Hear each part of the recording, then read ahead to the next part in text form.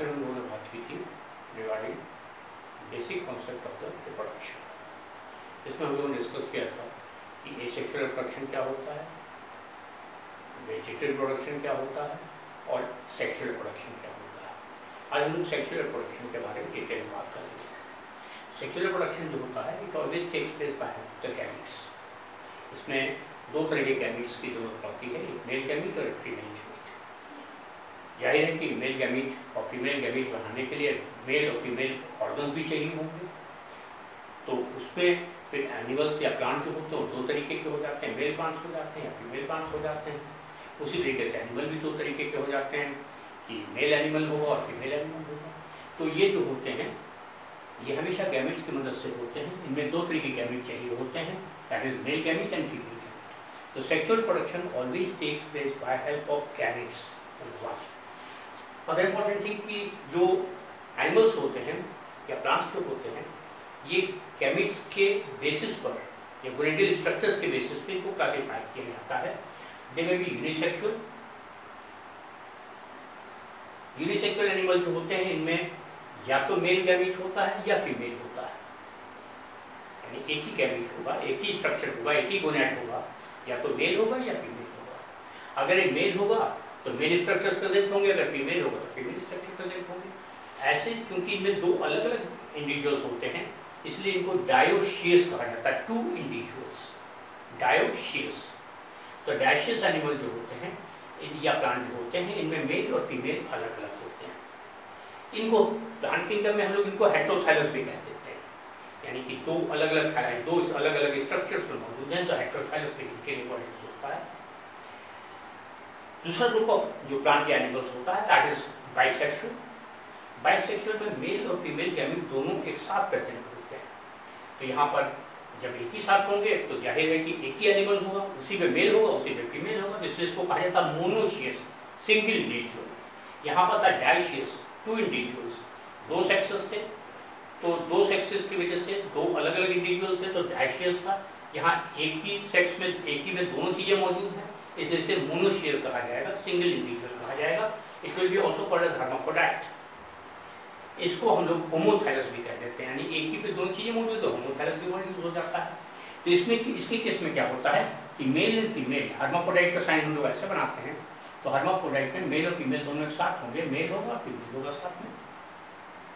यहाँ पर मेल और फीमेल अलग अलग थे। इसके बाद अगर हम बात करें तो फ्लावर्स जो होते हैं यूजुअली एनिमल में भी यही बात लागू होती है, प्लांट में भी होती है कि they may be of two type, bisexual और यूनिसेक्सुअल। अगर बाइसेक्सुअल है तो उसमें मेल और फीमेल दोनों एक साथ होंगे। जब दोनों एक साथ होंगे तो इसकी बेस्ट एग्जांपल जो है वो मोस्ट ऑफ द प्लांट जो है इसी कैटेगरी में आते हैं। जैसे कि जो कॉमन एग्जांपल्स हैं मालवेसी ले लेते हैं हम लोग, पेसिकेसी ले लेते हैं जिसका पुराना नाम क्रूसीफरी था, सरसों वाला ग्रुप जो है वो ले लेते हैं, गुड़हल वाला ग्रुप जो है वो ले लेते हैं। इन दोनों ग्रुप के केसेस में हर्माफ्रोडाइट कंडीशन होती है। प्लांट जो होता है उसमें मेल गैमीट भी होता है और फीमेल गैमीट भी होता है। उसके कंट्री एक दूसरा ग्रुप ऑफ प्लांट्स हो सकता है। उसके केस में क्या होगा, या तो मेल फीमेल प्लांट होगा, पिस्टिलेट कहलाएगा क्योंकि उसमें गैनीशियम होता है। फीमेल प्लांट में गैनीशियम होता है, इसको पिस्टिल को कहते हैं गैनीशियम को, इसलिए इसे पिस्टिलेट कहा जाता है।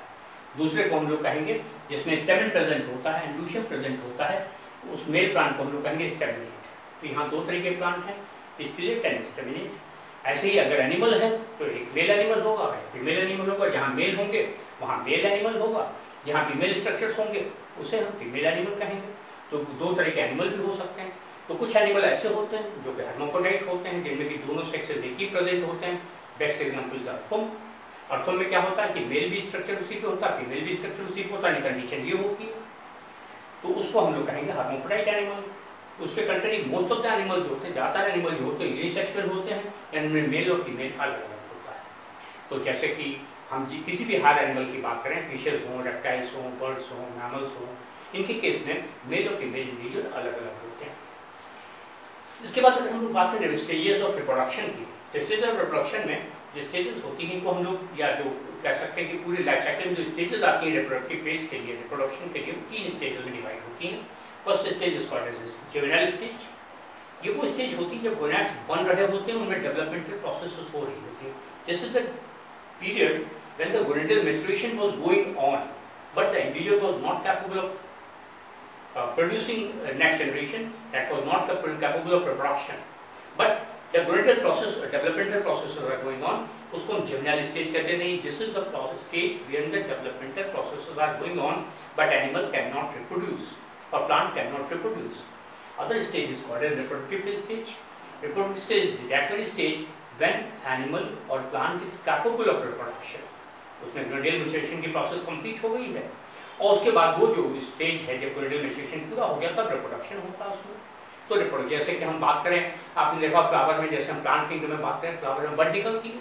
अब बड जब तक बड़ी होकर फूल खिलता नहीं है, उसके अंदर स्टेमेन और पिस्टिल मेच्योर नहीं होते, उसके अंदर ओव्यूल नहीं बनता, उसके अंदर पॉलन ग्रेन नहीं बनते, तब तक की जो प्रोसेसेस हैं सारी वो जेमिनल स्टेज है, प्रोसेस ऑफ डेवलपमेंट की है. पर जब पॉलन ग्रेन बन गए और ओव्यूल मैच्योर हो गया तब फर्टिलाइजेशन होगा, तब रिप्रोडक्शन होगा. तो जो रिप्रोडक्टिव फेज है that is the phase when a plant और animal is capable of reproduction. तो वो नेक्स्ट स्टेज होती है रिप्रोडक्टिव स्टेज. थर्ड स्टेज जो कहलाती है वो कहलाती है senescent stage. Senescent stage is that very stage when a plant और animal is not capable of reproduction, क्योंकि उनका जो एक एजिंग प्रोसेस की वजह से अब उनमें गोनेडल मैच्योरेशन हुआ था, रिप्रोडक्शन हो चुका है. अब गोनेडल डिजेनरेशन की प्रोसेसेस हो जाती हैं या गोनेडियल इनएक्टिविटी की प्रोसेस हो जाती है और उसकी वजह से वो स्टेज नॉन फर्टाइल हो जाती है. तो उसे हम लोग कहते हैं सेंसेंट स्टेज. ह्यूमन बीइंग के केस में देख लें कि जो 12-13 साल तक की एज के फेज है वो नॉन रिप्रोडक्टिव स्टेज होती है, तो उसको हम लोग इस कैटेगरी में क्लासीफाई करेंगे. इसके बाद जो रिप्रोडक्टिव स्टेज होगी वो 12-13-14 साल से लेकर के और 45-50 ईयर्स तक की एज के ग्रुप में होती है, तो वो आ जाएगी रिप्रोडक्टिव स्टेज में.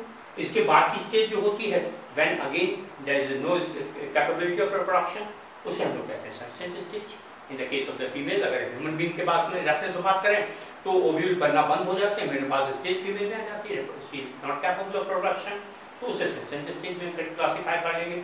प्लांट में भी ऐसा होता है, कुछ प्लांट बूढ़े हो जाते हैं, कुछ की ब्रांचेस ओल्ड हो जाती हैं, तो फिर उनकी कटिंग करके उन्हें या तो ग्राफ्टिंग की जाती है, कटिंग करके नई ब्रांचेस बनती हैं, उन नई ब्रांचेस में फ्लावर आएंगे और पुरानी ब्रांचेस में ब्रीडिंग रेट कम हो जाता है, तो ये सेंसेंट स्टेज हो जाती है. इसके बाद अगर हम इन सारी इवेंट्स को हम बेसिक कॉन्सेप्ट में देखें तो क्या होता है कि किसी भी एनिमल में दो ग्रुप्स होते हैं. एक कहलाता है दैट इज दो तरह के इंडिविजुअल होते हैं, मेल इंडिविजुअल या फीमेल इंडिविजुअल, मेल प्लांट या फीमेल प्लांट. इनमें जो रिप्रोडक्टिव स्ट्रक्चर्स हैं, यानी अगर प्लांट है तो उसके केस में क्या होगा, गैमीशियम और स्टेमेन में. अगर एनिमल है तो उसके केस में ओवरी और टेस्टिस में रिडक्शन डिवीजन होगा. रिडक्शन डिवीजन से क्या होगा, अगर मेल है तो उसके केस में रिडक्शन डिवीजन के बाद बनेगा क्या, गैमीट. ये गैमीट जो मेल इंडिविजुअल था ये था क्या, 2x एनिमल था, डिप्लॉयड एनिमल था, इस प्रोफाइल था. इसमें रिडक्शन डिवीजन हुआ, इससे जो स्टेज बनी वो बनी एक्स स्टेज, गैमीट. ये स्पर्म होगा. नीचे फीमेल के केस में ओवम बनेगा. प्लांट अगर है तो यहाँ पर ग्रेन बनेगा और यहाँ पर क्या बनेगा, ओव्यूल बनेगा. इनमें फर्टिलाइजेशन होगा.